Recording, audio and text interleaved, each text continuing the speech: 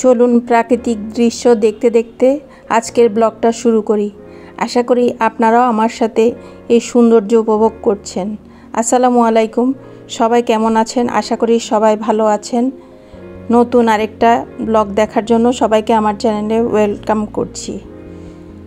এই যে সুন্দর দৃশ্য দেখার পর কাজে ফিরে গেলাম। ফ্রিজটা অনেক দিন পরিষ্কার করা হয় না, ফ্রিজটা পরিষ্কার করে নিচ্ছি। দেখা যায় কিছুদিন পরপরই ফ্রিজ পরিষ্কার করতে হয়, না হয় হাত লেগে লেগে অনেক ময়লা হয়ে যায়।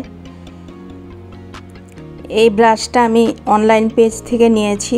ব্রাশটা খুবই ভালো, খুবই উপকারী। এটা দিয়ে যেসব চিপার মধ্যে পরিষ্কার করা যায় না, এই ব্রাশটা দিয়ে ইজিলি পরিষ্কার করা যায়। ফ্রিজ পরিষ্কার করে তারপর চলে গেলাম রান্না করতে। এখানে আমি শিং মাছ কেটে এখন ভর্তা বাটার বাটনাতে সুন্দর করে মেজে নিচ্ছি।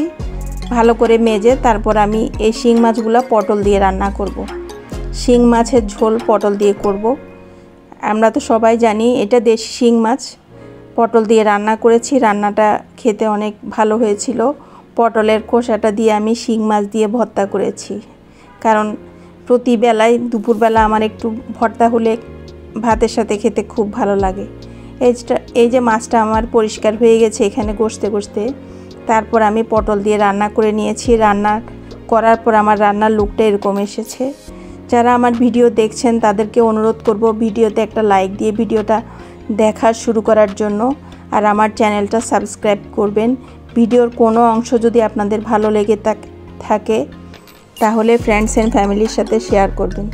পটলের খোসাগুলো আমি ছিলে ভালো করে ধুয়ে একটু লবণ দিয়ে সিদ্ধ করে নিয়েছি। সিদ্ধ করে পেঁয়াজ, কাঁচামরিচ, ধনেপাতা, শিং মাছ সব একসাথে ভেজে নিয়ে শিলপাটায় এই যে বাটার জন্য নিয়ে নিয়েছি। আমার ভর্তা অলরেডি বাটা হয়ে গেছে। এটা দুপুরে খাবারের সাথে আমি খেয়ে নিব। তারপর দুপুরের খাওয়া দাওয়া শেষ করে সকাল থেকে ব্যস্ততা থাকে, তাই কোথাও যেতে পারি না। দেখা যায় সন্ধ্যার পরে আমাকে কোনো কাজে বের হতে হয়।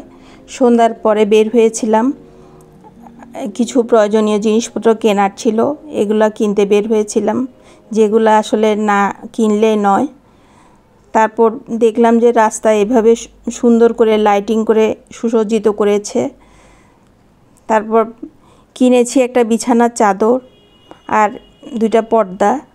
তারপর এই যে বাস্কেটের আরেকটা ব্রাঞ্চ এখানে মুরাদপুরে, চট্টগ্রামে যারা থাকেন তারা চিনবেন।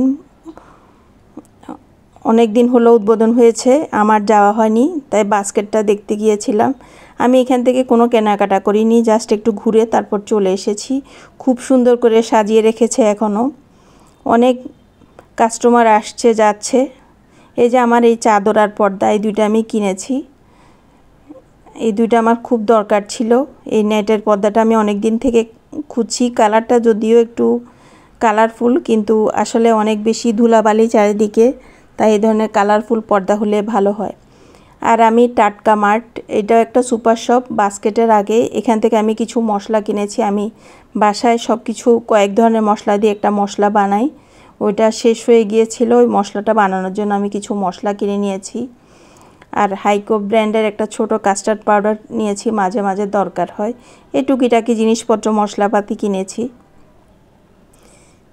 একটা বোরহানি মশলা কিনেছি। দেখি এবার একটু বোরহানি বানানোর ইচ্ছা আছে কোরবানি ঈদে ইনশাল্লাহ।